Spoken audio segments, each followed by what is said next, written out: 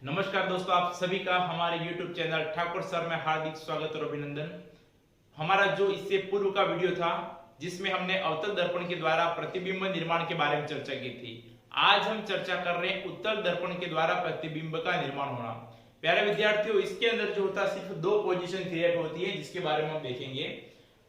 पहली कंडीशन तो होती है जब बिंब की स्थिति अनंत पर हो। एक बात हमारे मन में क्लियर होनी चाहिए कि जब बिंब अनंत पर होगा तो उस स्थिति में प्रतिबिंब हमेशा फोकस पर बनता है।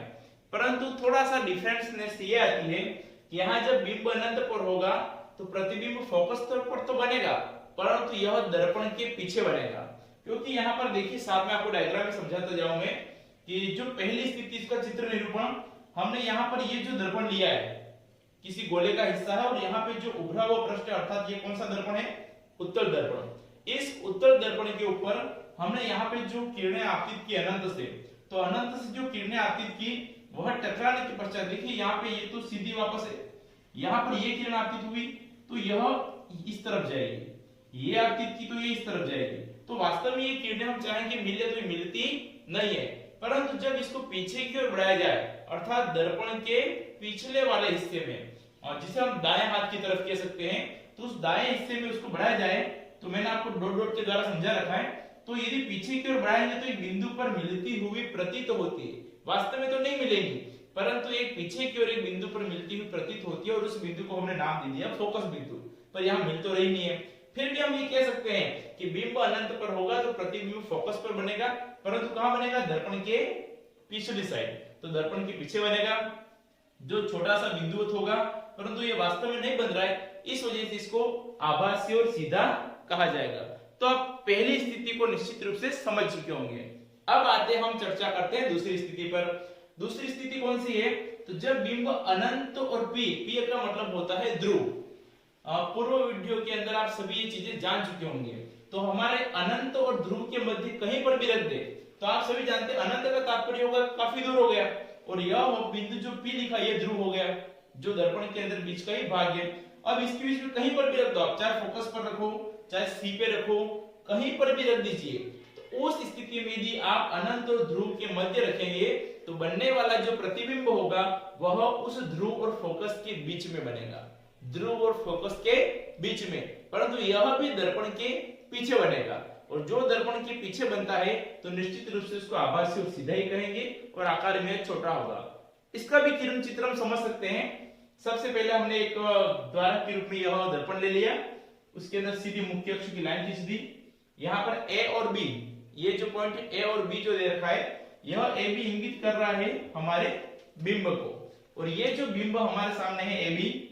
अब यहां से एक लाइन सीधी खींचेंगे जो उसको टकराने के बाद में दर्पण को ऊपर की तरफ चलेगी, और एक लाइन ऐसी होगी जो दर्पण की सीधी क्रॉस करती हुई जाएगी, जो वक्रता केंद्र पर सी पर आके मिलेगी।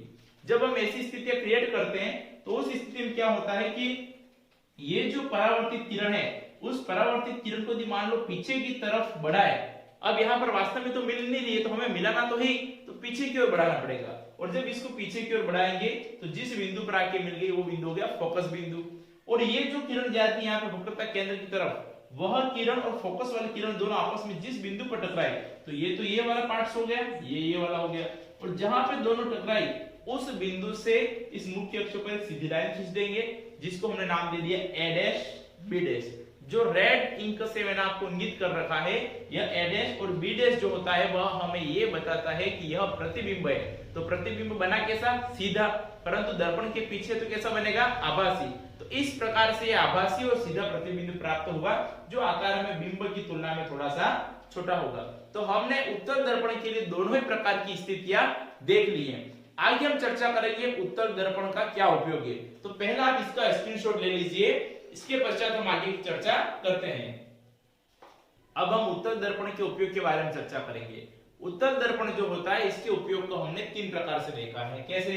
तो सबसे पहले वाहनों के पीछे का दृश्य, जब भी वाहन चलाते हैं, बाइक चलाते हैं, चाहे बस चलाए, कुछ भी चलाएं, तो उसके साइड की तरफ जो मिरर होते हैं उस साइड वाले कांच के अंदर हम उत्तल दर्पण का उपयोग करते हैं। क्यों? क्योंकि उत्तल दर्पण जो होता है उसका जो पृष्ठ होता है वो वक्रित होता है, अर्थात उभरा हुआ होता है, और यह अधिक से अधिक जो क्षेत्र होता है उसको कवर कर लेता है। तो यहाँ पर देखिए हमने वाहनों में पीछे का दृश्य देखने हेतु पार्श्व दर्पणों में उपयोग करते हैं वह इसके द्वारा बाहर की ओर विकृत होने से ड्राइवर अधिक क्षेत्र को देखने में समर्थ होता है। तो वाहनों के अंदर उसके जो साइड वाले कांच होते हैं जो उसके अंदर इस उत्तल दर्पण का उपयोग किया जाता है ताकि हम अधिक से अधिक क्षेत्र को देख सके और सावधानी पूर्वक वाहन को चला सके। दूसरे उपयोग की चर्चा करें तो इस दर्पण द्वारा बड़े मीनार वृक्ष की पूर्ण लंबाई का प्रतिबिंब देख सकते हैं।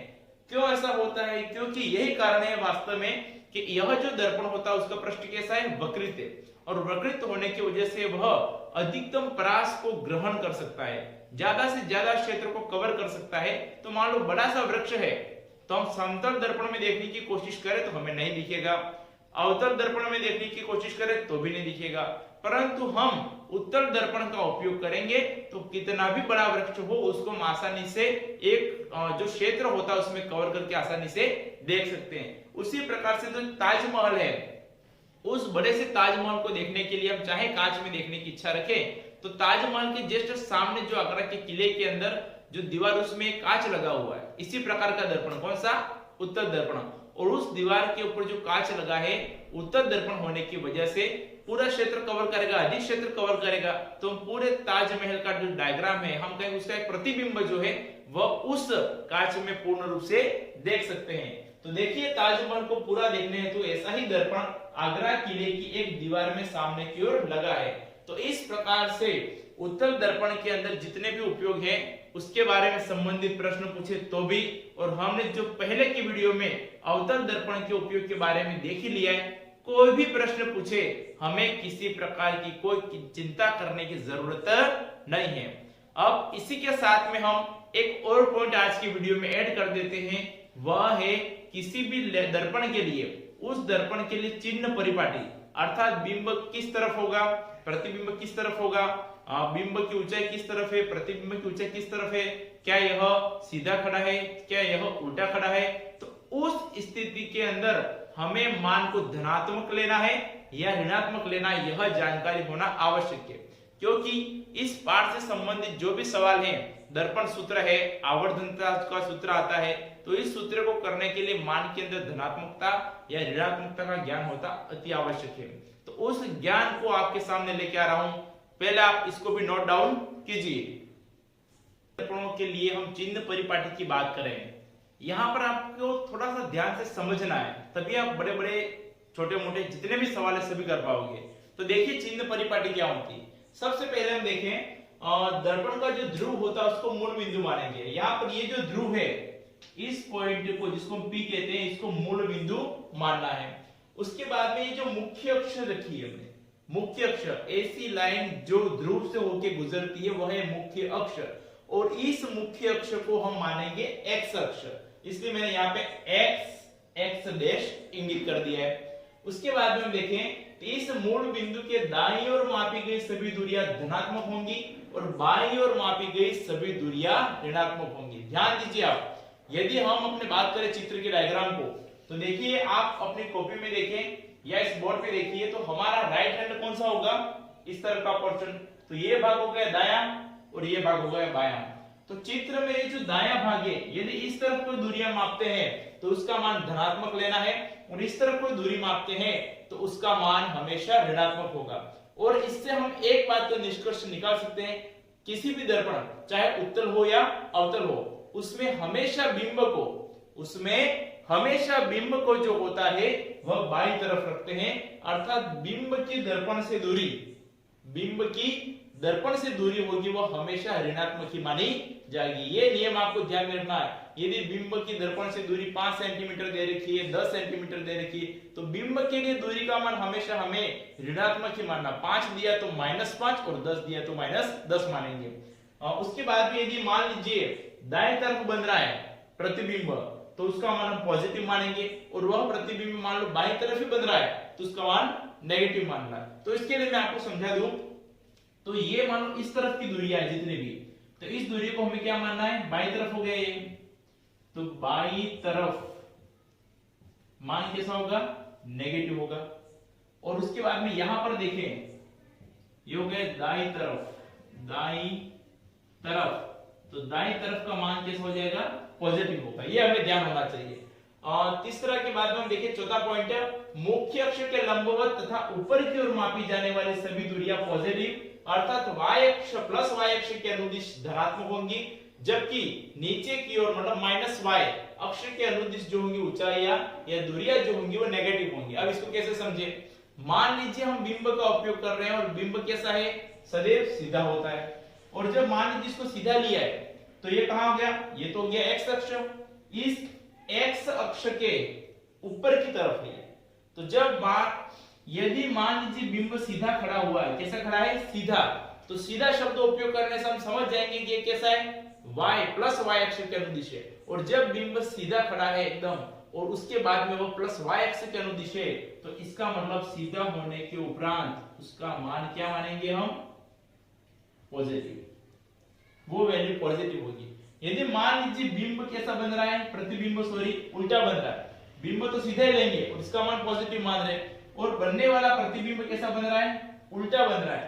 तो जब यह नीचे की ओर बने, और इसी नीचे की ओर के लिए हमने शब्द उपयोग किया जिसको हम कहते हैं उल्टा, तो उस स्थिति में इसकी वैल्यू मानेंगे नेगेटिव। यदि आपको इस पॉजिटिव मान को निकालना, नेगेटिव को मान को निकालना, यदि आपको इतना सा भी आपको नॉलेज हो जाए तो कैसा भी सवाल आए आप आसानी से कर सकते हैं, और मेरे ख्याल से आपको निश्चित रूप से समझ में आ गया होगा। तो एक बार और देख लीजिए, हम दर्पण को ले रहे हैं, उसमें एक अक्ष मानना x, उस x अक्ष के बाएं तरफ की वैल्यू जो होगी जिसको हम कहेंगे बिंब की दर्पण से दूरी, यदि मान लीजिए अवतल दर्पण उपयोग कर रहे हैं तो मैक्सिमम चीजें दर्पण की ओर ही बनती है, तो उस स्थिति में सबकी वैल्यू जो होगी लगभग नेगेटिव आएगी। यदि मान लो पीछे की ओर बने तो उस वैल्यू का मान हो जाएगा पॉजिटिव। मैं आपके लिए छोटी सी ट्रिक भी बता देता हूँ कि पीछे कब बनता है। यदि दर्पण के पीछे बन रहा है तो इसका मतलब वो हमेशा कैसा होगा, आभासी व सीधा। यदि आभासी और सीधा शब्द आ गया तो आप समझ लेना कि वहां प्रतिबिंब का मान जो होगा, प्रतिबिंब की दर्पण से दूरी जिसको हम v से डिफाइन करेंगे, ध्यान रखना, प्रतिबिंब की दर्पण से दूरी जिसको हम v से लिखेंगे, उस दूरी का मान आभासी और सीधा होने की कंडीशन में हमेशा पॉजिटिव मानना है। और इसका मान यदि आभासी हो गया और सीधा हो गया तो हमने पॉजिटिव मान लिया है, और इसका मान प्रतिबिंब की दर्पण से दूरी जिसको हमने v कहा है, परंतु ये सीधा है तो साथ साथ में अर्थात हम ये कह सकते हैं कि वो भी पॉजिटिव आएगा और ऊंचाई का मान जो h होता है वह भी पॉजिटिव होएगा। क्यों, क्योंकि सीधा शब्द के लिए हमने पॉजिटिव शब्द उपयोग किया है। तो जब आभासी और सीधा प्रतिबिंब बनता है तो उसके लिए v की वैल्यू भी पॉजिटिव होगी और h की वैल्यू भी पॉजिटिव होगी। परंतु बिंब जो होता है वो हमेशा बाई तरफ बनाते हैं, बिंब को बाई तरफ रखा जाता है, दर्पण के सामने रखा जाता है, इसलिए उसका मान हमेशा नेगेटिव माना जाएगा। तो आप ये समझ लेना, सीधा है तो पॉजिटिव, उल्टा है तो नेगेटिव, बाएं तरफ तो नेगेटिव, दाएं तरफ की वैल्यू पॉजिटिव होंगी। और इतना हम जान लेंगे तो हम सवाल को आसानी से हैंडल कर सकते हैं। मित्रों, आपके लिए मैं पूरी कोशिश करता हूं कि आपको भी अच्छे से समझ में आ जाए और जितना हो सके सटीक जानकारी आपके लिए लेके आता हूं, और आप भी हो सके तो अधिक से अधिक सपोर्ट करें, और जो अपना वीडियो है अपने स्टेटस पे भी रखें, अपने जो भी ग्रुप्स बने हुए हैं उनमें भी शेयर करें, अपने साथियों को भी भेजें ताकि वह भी इसका लाभ उठा सके। और निश्चित रूप से हम देखें तो आपके लिए जितने भी वीडियो बनाए जाएंगे वह आपको फायदा ही पहुंचाएंगे।